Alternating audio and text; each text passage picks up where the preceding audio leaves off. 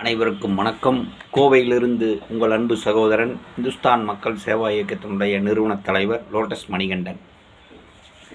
இன்று இந்திய நாட்டினுடைய பாரத பிரதமர் நரேந்திர மோடிஜி அவர்கள் கோவை கொடிசியா மைதானத்தில் விவசாயிகளோடு சந்திக்கின்ற நிகழ்ச்சி நடைபெற்றது. அப்பொழுது பெரியார் முற்போக்கு கூட்டு இயக்கமெல்லாம் ஒன்று திரண்டு கோவை மாநகரம் ஹோப் காலேஜ் பகுதியிலே பாரத பிரதமர் நரேந்திர மோடி அவர்களுடைய உருவபொம்மையை எரித்திருக்கிறார்கள். இந்த காட்சியெல்லாம் தொலைக்காட்சிகளிலும் சமூக வலைத்தளங்களிலும் பரவி வருகிறது.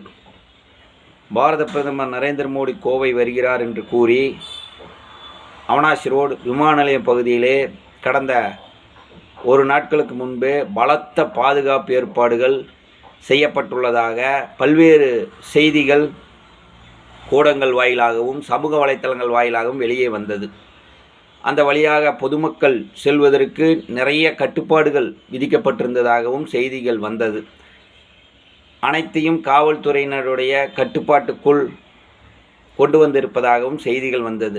அப்படிப்பட்ட சூழ்நிலையில் பாரத பிரதமர் நரேந்திர மோடி வருவதற்கு எதிர்ப்பு தெரிவித்து ஹோப் காலேஜ் பகுதியிலே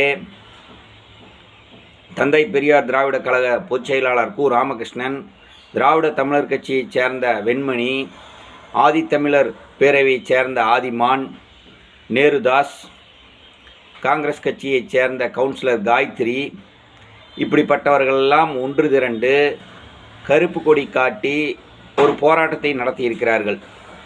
ஜனநாயக நாட்டிலே போராட்டம் நடத்துவதற்கு அனைவருக்கும் உரிமை இருக்கின்றது. ஆனால் இந்திய நாட்டினுடைய பாரத பிரதமர் உச்சக்கட்ட பாதுகாப்பு வளையத்துக்குள் இருக்கக்கூடியவர். சமீபத்திலே டெல்லி செங்கோட்டை அருகிலே தீவிரவாதிகளால் கார் வெடிகுண்டு வெடிப்பு நடத்தப்பட்டுள்ளது. இதில் 14 பேர் இறந்திருக்கிறார்கள், 20 பேர் படுகாயமடைந்திருக்கிறார். இது இந்திய நாடு முழுவதும் அதிர்வலைகளை ஏற்படுத்தியிருக்கிறது. அப்படிப்பட்ட ஒரு சூழ்நிலையில் காவல்துறையினுடைய பாதுகாப்பு மிகுந்த பகுதியில் ஆதித்தமிழர் பேரவையைச் சேர்ந்தவர்கள் நரேந்திர மோடி அவர்களுடைய உருவபொம்மையை போட்டு பெட்ரோல் ஊற்றி கொளுத்தி அதை கையில் எடுத்துக்கொண்டு அங்கு இங்கும் ஓடுகிறார்கள் எடுத்துக்கொண்டு. இதை காவல்துறையினர் பிடித்து இழுக்கிறார்கள். இதில் சில காவல்துறையினுடைய காலிலும் கூட அந்த தீயெல்லாம் படுகிறது. இதெல்லாம் அந்த சம்பவம் நடந்தப்போ எடுக்கப்பட்ட வீடியோ காணொலியில் தெள்ள தெளிவாக தெரிகிறது. ஒரு மிகுந்த பாதுகாப்பு வளையத்தில் இருக்கின்ற போது ஒரு நபர் எப்படி உருவபொம்மையை அந்த இடத்தில் தீயிட்டு எடுத்து வருவதற்கு காவல்துறையினர் அனுமதி அளித்தார்கள்? இது மிகப்பெரிய ஒரு சந்தேகத்தை எழுப்புகிறது.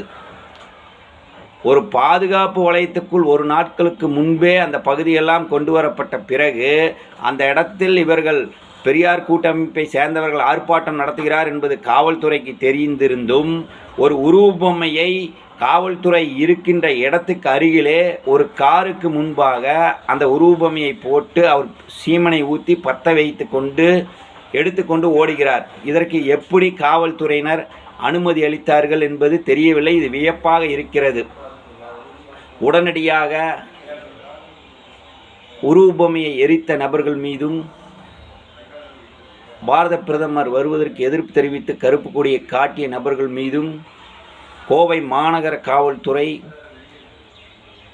கடுமையான நடவடிக்கை எடுக்க வேண்டும் என்று சாமானிய பொதுமக்கள் கோரிக்கை வைக்கிறார்கள். கோவை மாநகர காவல்துறை அவர்கள் மீது வழக்கு பதிவு செய்யுமா என்று பொறுத்திருந்து பார்ப்போம். நன்றி.